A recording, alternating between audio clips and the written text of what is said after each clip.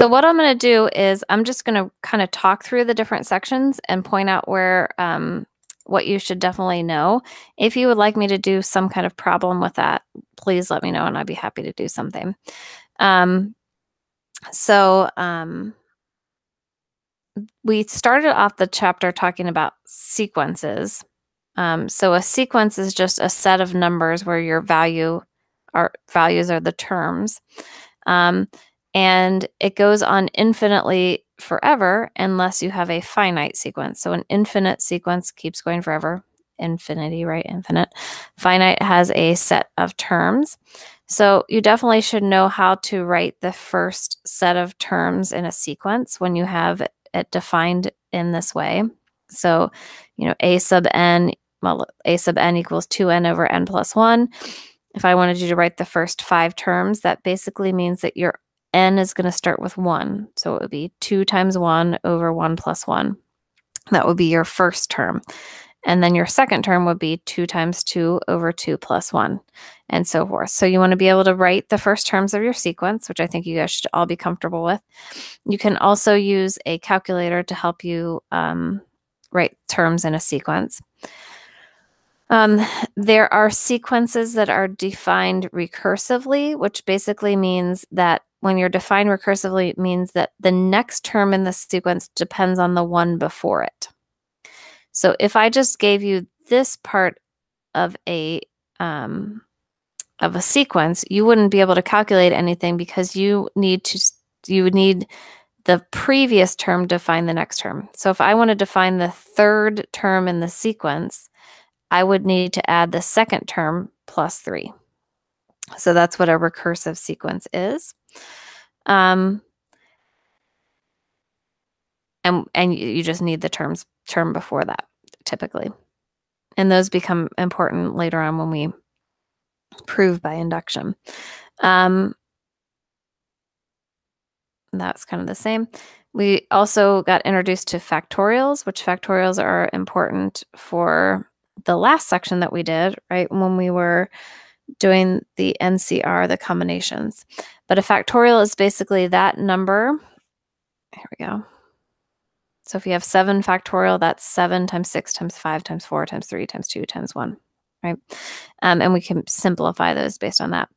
You do want to know how to do to find the sum of a sequence, and there will be some simple sums. So basically this means that you're going to, number 82 well, I'll do 81. 81 means that you're going to add the first 6 terms of this sequence together. And I know it's the first 6 because we're going from 1 to 6. All right. And so you're going to start at 1, then you're going to do the second term, the third, the fourth, the fifth, and the sixth. And you're going to add those all together. So that's where we would find the sum. That's summation notation. The bottom part tells you where you start. The top tells you which term you end at. And then this tells you what, basically, it's kind of like a function, what you're going to plug in. All right, and then we talked about 2 different types of sequences. We have arithmetic and we have geometric sequences. Arithmetic sequences are the ones, it's a weird squeak, are the ones that we're probably most familiar with, where you're just basically counting up or counting down by a standard number. So for example, number 1 is an arithmetic sequence because each term is going down by 2, right? 10 to 8 is -2, -2, -2, -2, -2. And we call the difference between each of their terms our common difference. Fancy name, right? Our common difference. So this number 1 would have a common difference of -2, where number 2 is also an arithmetic sequence because it has a common difference of 5. Right? We're adding 5. So this would have -2, this would have 5. And then we learn that we can write a formula, I guess we'll call it a formula, of any term in our arithmetic sequence by using this. So any term a sub n is equal to the common difference times n, you just leave n there, plus c, where c basically is the term before your first term. So let me just, that was too many words to say without some numbers to that. So for example, in number 2, if you wanted to write an equation for number 2, the common difference was 5, right? So the equation is a sub n equals 5 times n plus c, okay? C is equal to the first term, which is 4, minus the common difference, which is 5. So in this case, c is equal to -1. So the formula to find any term would be a sub n 5n minus 1. And you can always check, because if I do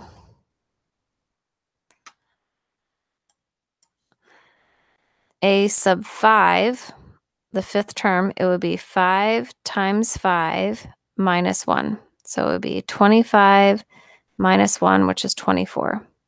And my fifth term is 24. So that's the general idea. Then we have we did other work where we have higher terms of the sequence, but basically we're all using that, or we're using that same idea over and over again. Okay?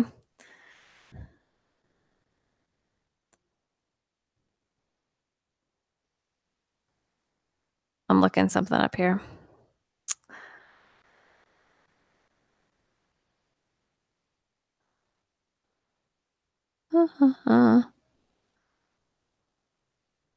Because I don't have it written on here.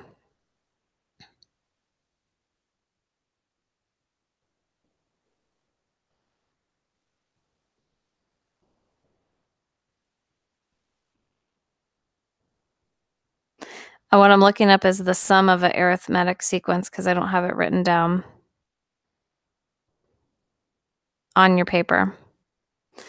Okay, so if you wanted to add up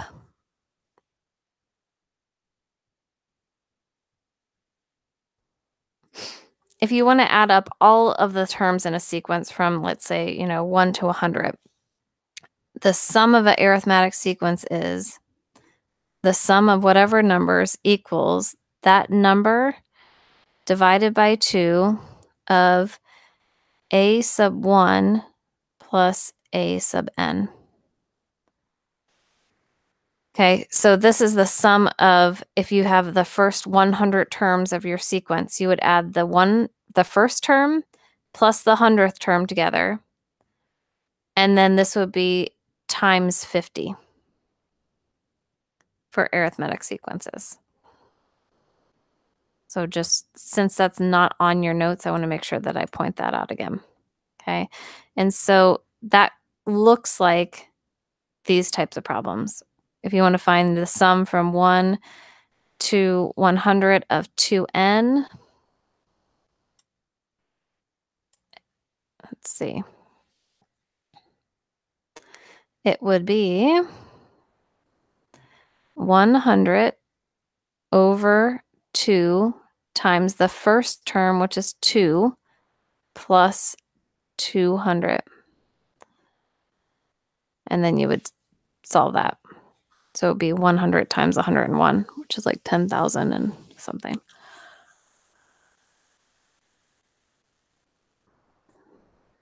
Okay, so that one, like I said, the blue box isn't on there, so I just want to make sure to point that out. Okay, so geometric sequence is sort of like arithmetic sequence, and every sequence is in order, but instead of adding or subtracting by a constant, instead there is a common ratio between every term. So in your head, you're like, well, one would be arithmetic and the other one would be like multiplication, but it's actually that the ratios are the same as your sequence goes up. Okay, so there's a common ratio. So what you have to do is you compare the second to the first to the second, and so forth. And if those ratios are the same, then we call that ratio the common ratio. Okay. And then again, we can take that and we can write any geometric sequence in this particular format. So if I can kind of grab a bunch of stuff all at once here. So for example, if I look at number 1 down here, first I have to figure out, is it a geometric sequence? So a geometric sequence means that you take the second term over the first term. Does that equal to the ratio of the third term over the second term, equal to the ratio of the fourth term over the third term? Okay, and so this is 3 over 1, this is 3 over 1, this is 3 over 1. So there is a common ratio, so then we would call this, the common ratio would be 3 or 3 over 1, if you want to do that. If you wanted to write a general rule for your geometric sequence, then we use this format. So a sub n equals the first term, which in this case happens to be 5, times the common ratio to the n minus 1 power. No, there we go. Maybe. To the n minus 1 power. So that would give me any term. So if I put in a sub 4, then I would get 5 times 3 to the 4 minus 1 power, and you end up with 135. So it works out nicely for us. Okay.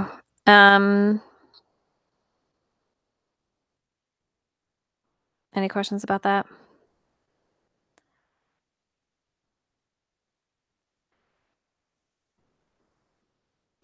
Again, this one I'm missing the one little part about on your physical notes. I'm missing the last little caveat, which is how do you find the sum of a geometric sequence? So let me just write this down again so we have it. So the sum of a geometric sequence is S sub n equals the first term times 1 minus the common ratio to the n power over 1 minus r.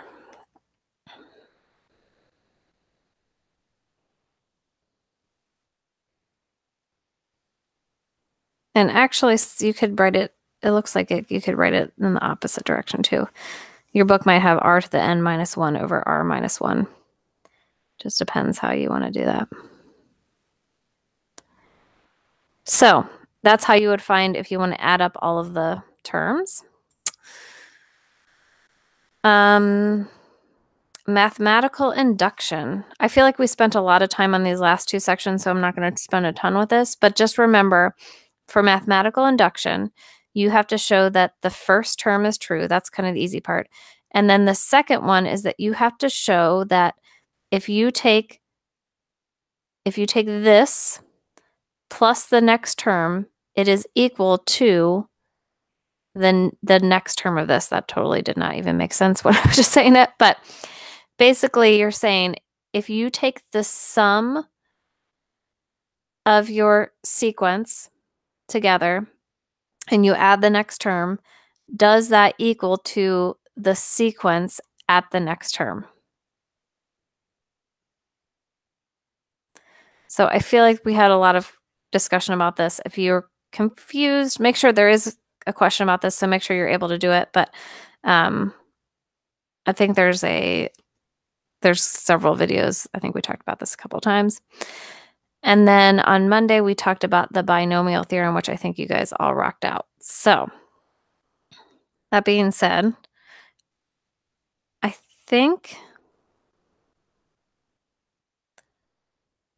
think that's it.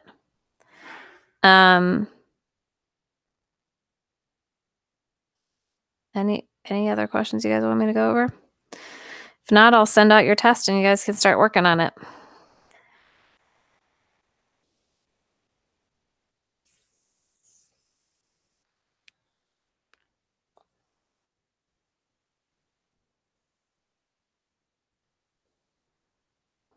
All right, I'm going to assume you guys are good, but seriously, email me if you have any questions. We will start chapter 11 on Monday.